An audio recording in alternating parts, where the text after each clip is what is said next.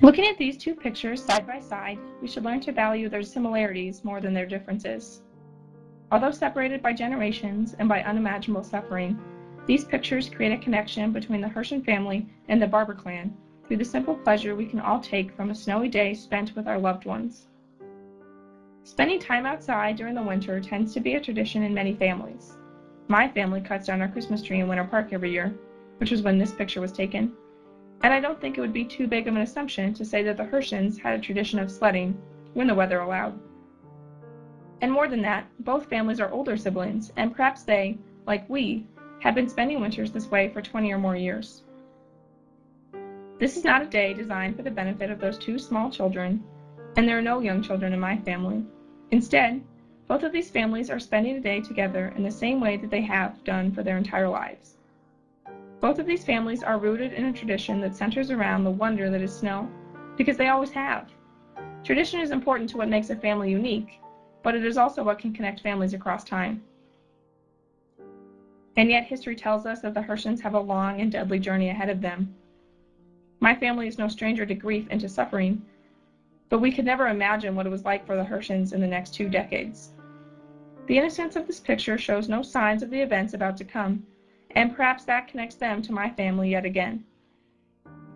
My picture was taken in December of 2013, and it will always be the same, no matter what the world brings to my family. We, like the Herschens, are trapped in this eternal joy regardless of whatever events will come to be. We will always be happy in this captured moment. We will always be together around that table when perhaps we will never be again. And we have no knowledge of the future, but what we do have is the knowledge of the families like the Herschens can share with us. My photograph of my siblings and me was taken by my father while our family vacationed in Mexico. The photo I paired with it depicts a Jewish family, the Spitzers, vacationing on an island off of what was then Yugoslavia in 1939. Ilonka Spitzer, her 2 daughters, and her mother were later transferred to an internment camp on that same island by Italian authorities when the German forces advanced during the winter of 1942 to 1943. Ilonka's mother died on the island, but Ilonka, her daughters, and her husband, a captain in the reserves of the Yugoslav cavalry, who had been captured in 1941, all survived the war. What struck me about the Spitzers' photograph were their smiling faces. I was reminded that war, while being physically destructive, can also be emotionally transformative. I imagine that this was the case for the Spitzer family, when they were forced to return to their former vacation spot, not by choice, but by necessity. Not to vacation, but to survive.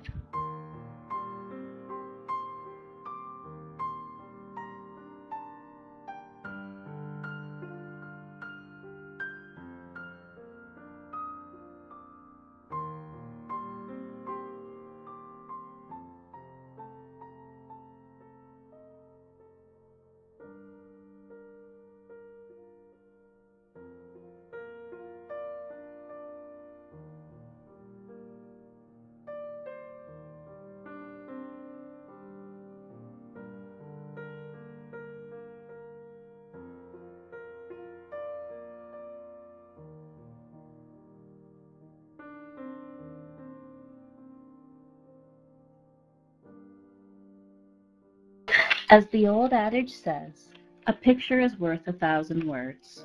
Comparing 2 pictures, then, must equal twice the wealth of words. 2 pictures, 2 sets of girls relaxing during summer vacation, 2 heads tilted that demonstrate a solidarity between the sets of friends. Although the pictures were taken over 80 years apart, each proves a timelessness of good times with friends. In the first picture stands Hadassah Sandler and her unidentified friend. The 2 met up during a summer vacation in Pandalys, Lithuania in 1931. Although her name is lost, the friend was active in Hashomer Hatzair, a Zionist Jewish youth movement. The woman was also a student at the Hebrew Gymnasia in Panevėžys, Lithuania. She was murdered by the Nazis. In the second picture, I'm standing with my best friend Georgette during our own summer vacation. We're in Manitou Springs, Colorado, and the year is 2013. What is most haunting to me is not only the similar circumstances under which these photos were taken, but also that both contain the same head tilt. We often deal with Holocaust fatigue, which denies us the realization that the Holocaust happened to real people. I mean, think about it. The same thing could have happened to us, and some girls 80 years in the future could look back on this picture of Georgette and me and compare themselves as well. It could have happened to us, and that is a humbling realization indeed. Pictured in this photograph is Amon Gert, famed for his brutality as commandant at Fleshoff, a forced labor camp that eventually became a concentration camp in Poland. Here he sits comfortably on his healthy and handsome horse, on the very property where thousands of people were simultaneously dying of starvation and being overworked. Not only is Gert living comfortably, he is providing food and shelter for his family, and also sustaining luxuries. He is able to maintain a large and high-maintenance animal. This horse is muscular and well-groomed. His tack is clean and high quality, revealing the very luxury of owning and caring for him. The expense of caring for this one horse could have saved hundreds of human lives. What does this photo tell me about my own identity? My identity has largely been shaped by the intense bond I share with horses. In many ways, I feel more connected to them than I do to my fellow human beings. However, I cannot fathom caring for a horse when thousands of people are suffering, starving, and dying all around me.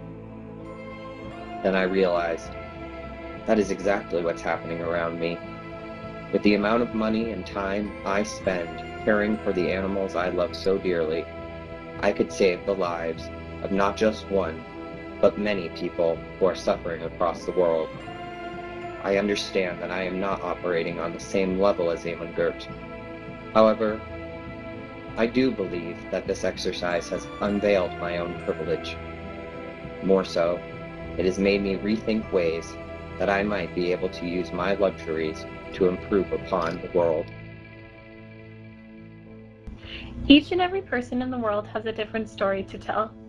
Although they may look similar on the outside, you never really know a person until you get to know them. This causes people to fall victim to labeling.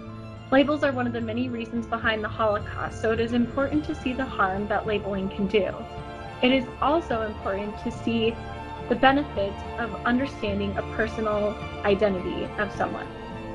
I found this photo of Romek Robinson and his family and realized that I chose this picture because of its similarities, which meant that I too was grouping people as similar or labeling them like me. This family portrait of the Robinson family looks very similar to my family photo. It was a formal picture taken outside. It was staged and planned, probably meant for a picture to hang on the wall or to keep in a scrapbook, like my family photo. However, the biggest similarity that I saw within the families was in the people themselves. My family has 4 people, a mother, a father, a daughter who is older, and a son who is the youngest. This appeared to be the same dynamic as the Robison's family. They too had 2 children, with the daughter as the oldest and the son as the youngest. I began to notice that it was very easy for me to fall victim to labels and begin assuming that because this family looked like mine, that they must have experienced a similar life story as well. With further research, I found that this was not the case. The story was mainly about Romek himself because he was the only one in his family to survive the Holocaust.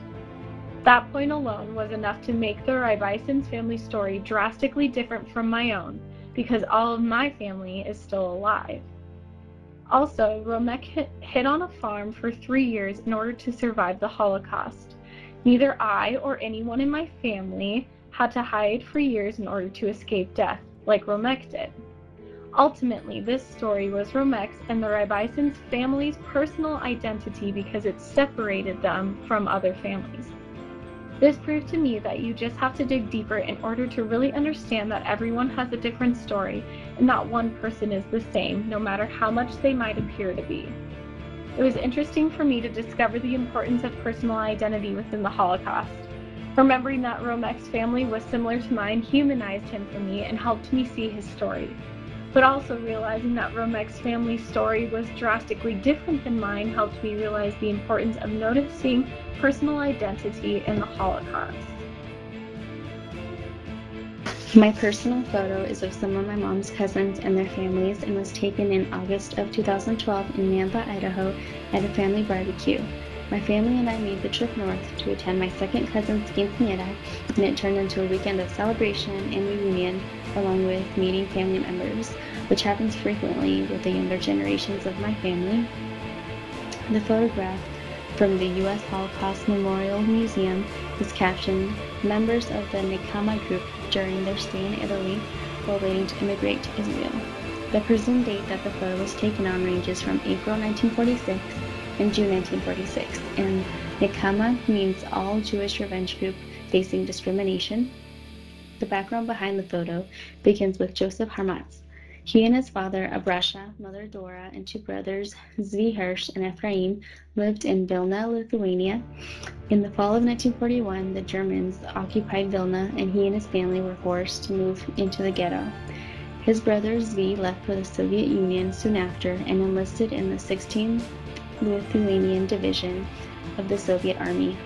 In 1943, he was killed when his battalion was sent to the front to defend Moscow. For Joseph's father, the transition to ghetto life is difficult and he cannot obtain a worker's permit, and unfortunately in 1942 he took his life. Joseph came to join political groups while in the Vilna ghetto, such as FPO, the Yiddish abbreviation for United Partisan Organization, which was the underground armed resistance organization against the Nazis. Another group that Joseph became a part of was the Vilna NKVD, which stands for the People's Commissariat for Internal Affairs, which was a law enforcement agency of the Soviet Union that executed the rule of the All-Union Communist Party. Between the summers of 1943 and 1944, Joseph's mother was in the Kaiserwald concentration camp in Riga, Latvia, and the Stutthof concentration camp in the Free City of Danzig. In January of 1945, she was sent on a death march and was soon liberated by Soviet troops. Joseph's brother Ephraim, however, had been deported from Vilna to the Kluga concentration camp in Estonia in September of 1943, where he was killed a year later. September 23, 1943 was the final day of the liquidation in the Vilna ghetto, but Joseph and his FPO unit escaped. Joseph and his mother were reunited in 1946 and settled down in Tel Aviv, Israel, and he went on to start a family and serve in the Jewish Agency and ORT Israel.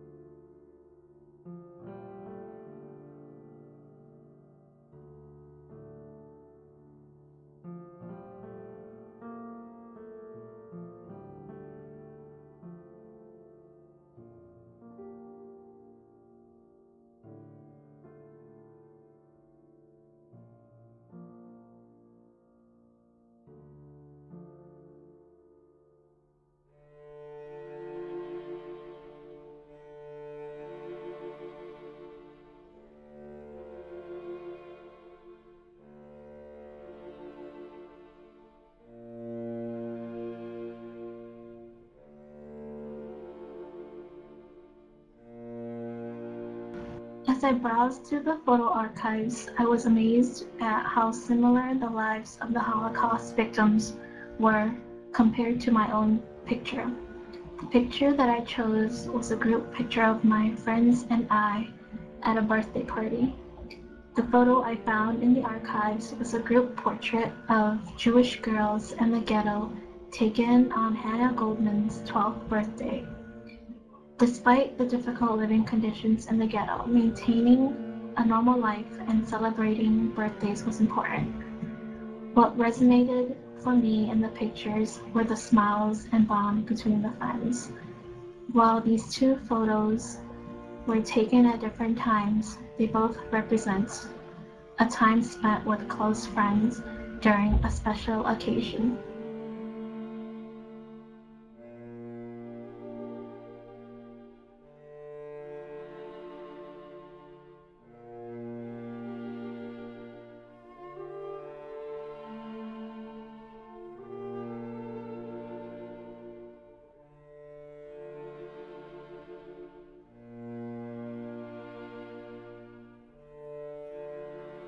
When studying, thinking about, and/or remembering the Holocaust, we tend to forget that all the victims of this horrible tragedy were just people. These people lived average, ordinary lives. They had families, they worked, they found ways to entertain themselves, and had lives relatable to us today. Looking at photos of those affected by the Holocaust and comparing them to my life acted as a way of rehumanizing those who became unidentifiable in the aftermath of World War II and the Holocaust.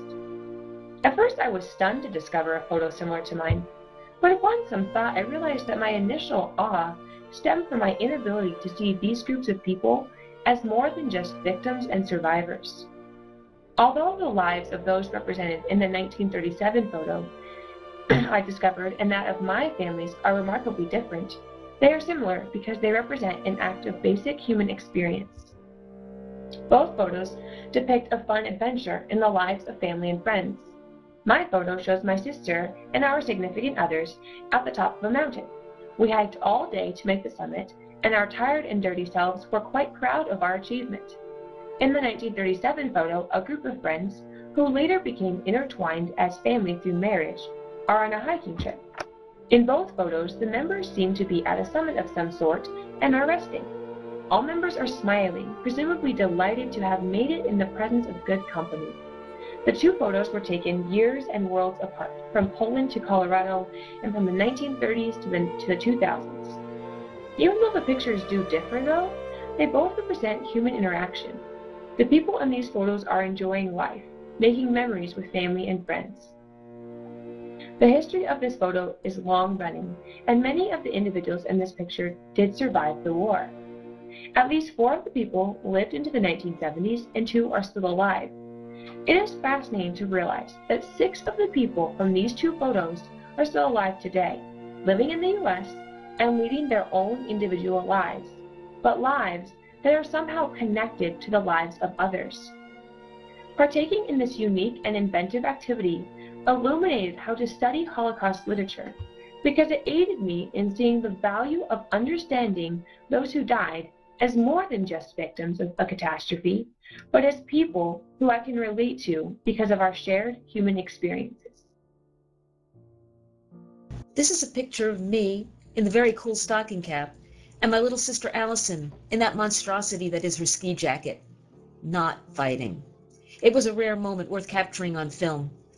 I was the big sister, although not a very nice one. I never felt obliged to look after Allison. She was an interloper.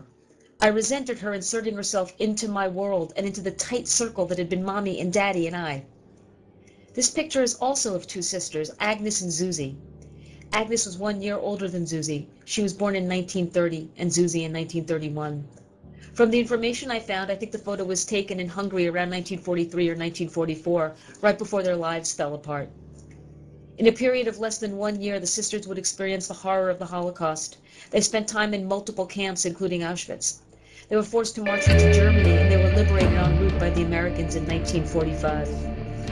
As I look at the picture of Agnes and Zuzi alongside the picture of Allison and me, I wonder if they fought as much as we did, if they said the kind of nasty things only sisters can say to each other. Were there petty jealousies? Did they battle for the attention of their parents?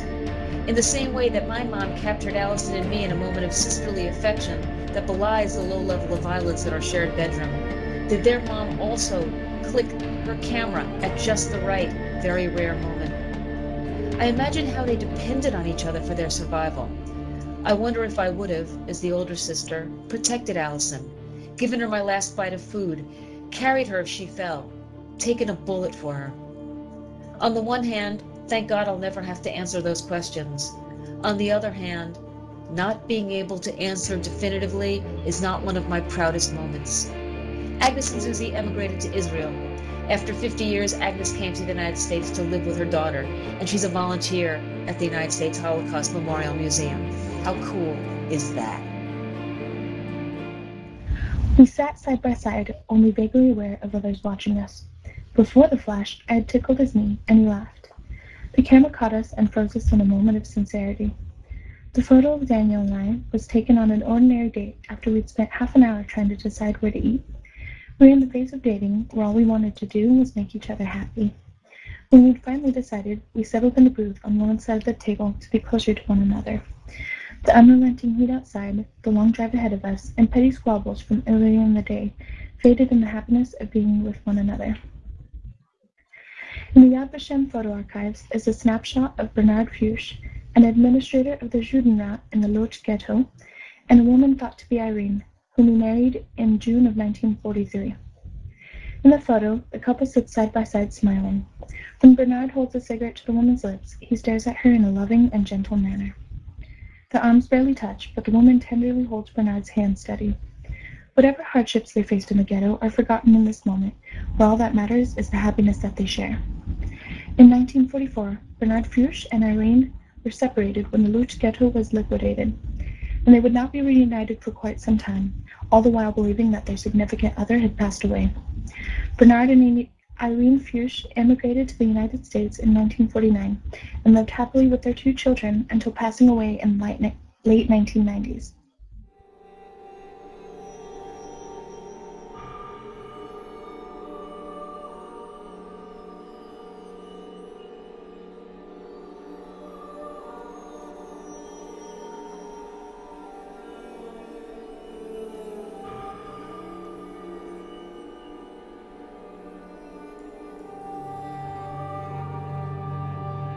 Something that tends to be forgotten in the Holocaust is the reality of those Jewish families who were lost in World War II. The war zone was their life, and their reality was not so much different from ours is today, at least before the war struck. The first picture on the page is of me and some of my family members, including my mother, brother, and 2 of my cousins. The second picture is of Hilda Ratner and her family on vacation in Vienna on June 14, 1904.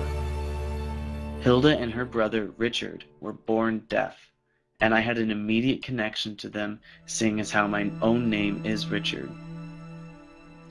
One thing that I couldn't help but notice was the nonchalance of both the photographs. Both of these pictures were taken in an informal setting at the pier side and riverside respectively, and the members of the family are just as spread around doing various things as they are in my own family photo. Both of these photos are taken outside the family's normal environment. Perhaps it is this unfamiliarity with the place that brings on the informalness of the pieces. This also leads me to think about the discussion of what gives a person the right to say that they belong to some culture or country while others do not. The whole we and them motif played a huge role in the singling out of families and communities in World War II. One thing I think is very important about the style of the 2 photographs is the way that the family has not procured their own space within the frame in either moments. Both families are captured as other people, probably also on vacation, go about their business. This gives both of the photos a very inclusive tone. In both photos, you cannot really tell which members are in the family and which are outliers. This can be tied back, into the way in which Germany was able to claim some citizens as their own community, while others would be cast out, cropped out of the edges, even though they had mixed themselves into homogeneous society. This photo was taken in Lithuania near Trakai at a youth camp. I was in Lithuania for a study abroad program, and I ended up helping out some missionaries who are close friends of my pastor. The camp was the first time on the trip that I didn't have internet connection, so I wasn't connected to friends and family back at home, and it kind of made things more carefree in a way. It made me be more present in the moment, and it helped me to get the most out of every moment.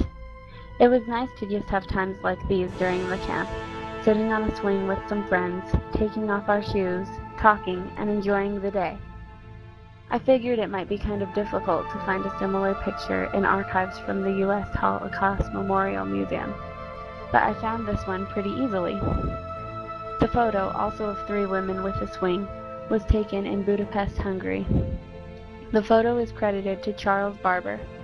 Although Barber survived the war because his parents sent him to a safe house, his father, Aladar, died in a Hungarian labor camp in 1945, and his mother, Clary, was killed in Auschwitz in 1944.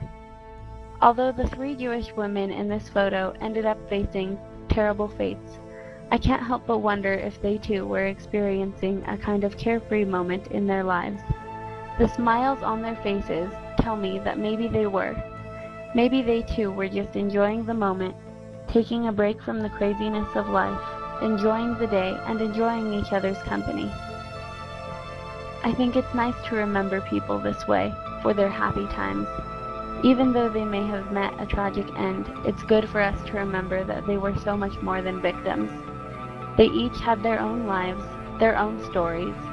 Stories they can tell us not only with their words, but with their pictures, with their smiles, and with their eyes.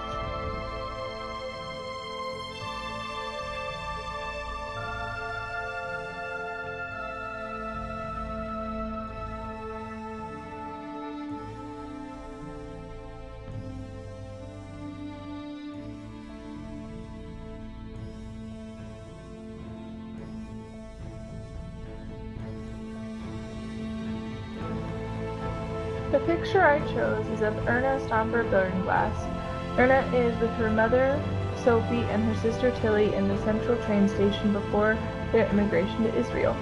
I chose this picture because I found it interesting that it was so similar to my picture. In my picture, I'm standing with my friends in the South Hall lobby after eating at the holiday dinner. In both pictures, we see women standing closely together, locking arms, smiling, looking directly at the camera, and capturing a moment. A moment that will be remembered as a time together in the first. For Erna and her family, it's the big moment of moving to Israel for the first time. And for me and my friends, it's just another holiday memory, but it's our first time celebrating a holiday together instead of with our family.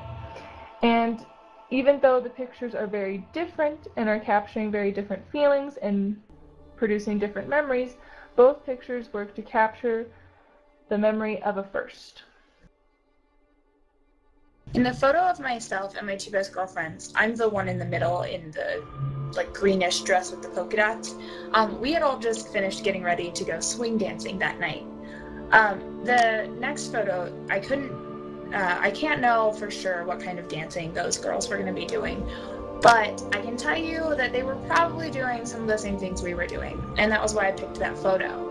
I couldn't find anything about these young women other than what was listed on the Yad Vashem website, which is where I found that photo. It was listed in a collection under the name of Moshe Lenga, but there was nothing that I could find on the internet about them.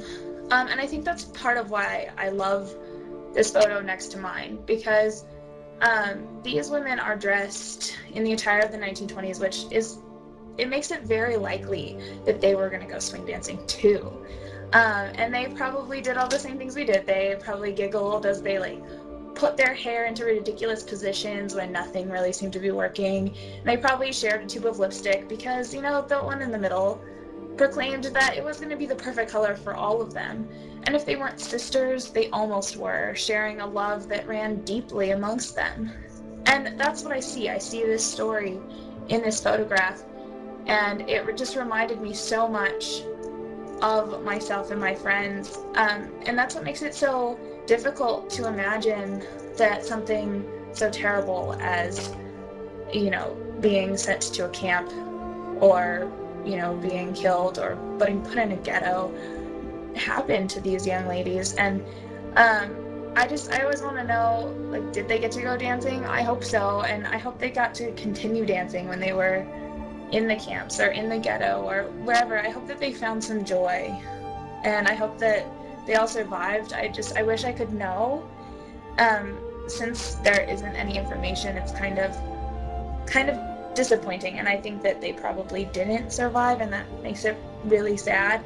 But I like that this photo is preserved, and I can see that their story is almost exactly the same as my story, and we could have all been the same people, the same friends, and that's really cool. I chose the photo of this Polish family because something about it spoke to me. Something about family always speaks to me. This photo was taken in 1940 of a Jewish family that lived in a ghetto, and they all died. When a person dies, it is tragic. When a whole family dies, it is a tragedy. I kept thinking about my photo while looking for other photos. I couldn't stop thinking about why my photo was taken. We didn't take it to document a moment or remember a feeling. It was most likely taken simply because someone had a camera. But that isn't why the photo was taken. There were years of events that led up to that one moment. When I was 5, my dad died. As tragic as that was for my life, this photo would have never been taken if he hadn't died. In fact, my family would look entirely different. What happens in your life doesn't define you. It makes you who you are, if you don't let it consume you. I chose this picture of the Polish family, mostly because I couldn't help but wonder what their lives were like as a family before. Of course, the idea of family has always fascinated me. This is because I don't exactly understand the dynamic of it. However, the family in this photo looks wonderfully happy. I couldn't help but wonder what made them a family. I know why my family is a family, but what happened in someone's life that brought this family together? I just can't help but wonder what miraculous or horrific events led to the happiness depicted in this picture. It is interesting to me that we as people can forget that horrific events happen to people. It is so easy being so far away from tragedies like this one. It's easy to almost dehumanize what happens. There is a chance that the family in this photo is no different than mine, or maybe it's drastically and incomprehensibly different. I will never know. However, from my experience, I know enough to know that these people have suffered the worst loss a family can face in their lives. And I also know that as sad as it is, sad things don't always have to be sad. At least this family was together once. Even though they all died, they will always have, and the world will always have, this one moment, this documented moment of happiness where we, as viewers, can remember them. I don't know their names, their ages, or their stories, but from this picture, I can remember them, and everyone deserves to be remembered. The two pictures that I found were pretty interesting to relate to each other. The first picture I found was from the Yad Vashem website, and it's of Moshe ben Yaakov Zvi with his 2 children in Poland. There wasn't a whole lot of information that I could find about this photograph, but what I could find was that the little boy sitting on the man's lap, his name is Benjamin, and that's Moshe's son. And the little girl to the left of him is his daughter. What else I could find was that Moshe and Dreddle were the children's parents. Dreddle was the mother. And Benjamin had 12 brothers and sisters. And all 12 brothers and sisters and the mother perished in Auschwitz. The picture of Moshe and his 2 children resemble the photo that I found of my family, who is my older brother Evan and my father, who are to the left of me, and me when I was a little girl. It's funny to kind of correlate the two because when you look at the picture of Moshe and his two children, they're very serious. Neither of the children are laughing or smiling or anything, and Moshe's not either. But in the picture of me with my family, we're all, smiling and happy and, enjoying our time. And it was a really interesting activity for me, because looking at the two, you compare your lives and you see, how tragic that what happened to them was, and knowing that the 12 brothers and sisters and the mom perished in Auschwitz it was really devastating to know. I mean, I lost my mother at a young age, so I know what they went through with that, but I just can't, it's hard sometimes to think about the young children who had to suffer through the Holocaust and who, passed away and lost their lives. Especially when I look at my picture, when I was so young, I never would have thought of something so tragic or so devastating. It's really a hard thing to look at. This activity really helped me reflect and open my eyes to the truly what happened in there, and the true horror of it and the sadness of it. So this was a really interesting activity, and it was really, really eye-opening. When I was 19, one of my oldest friends and I decided to take a grand tour of Western Europe and ended in Italy, where my photo was taken. We were both raised in pretty affluent circumstances and met in private elementary school. We went out into the real world of Europe, and we struggled and eventually dealt with the uncertainty of reality in the form of insufficient money and the fact that we'd grown apart in a lot of ways. The trip was a defining life experience for both of us, which I think is the point of a grand tour, to find oneself in the context of history. We did best when we were laughing, as we are in the picture. Forced to confront each other and ourselves, I came away with a renewed appreciation for the power of friendship and the magic of laughter. Rozhin Bagransky, now Zerner, was 6 years old when she crawled through a hole her parents dug under the fence of the ghetto in Kaunas, Lithuania. Paul and Gerta, her parents, timed the escape precisely to avoid searchlights, dogs, and guard changes, and enable the escape. Rozhin was met on the other side by her father's old secretary, who arranged a baptism and sent Rozhin to live with different families during the war. The photo I selected of her is after the war. Her parents also escaped the ghetto and lived through starvation and uncertain circumstances and the horrible, ever-present danger of being a Jew during the war. Rozhin's maternal grandparents immigrated to Palestine before the war broke out. Her paternal grandparents perished in a camp. After the war was over, the Bagransky family immigrated to Italy and eventually the United States of America.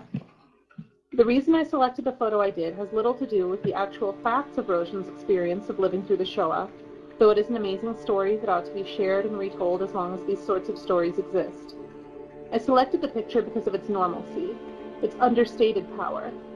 With just the picture, these are two little girls laughing at a shared secret. They live in a child's universe no adult can access.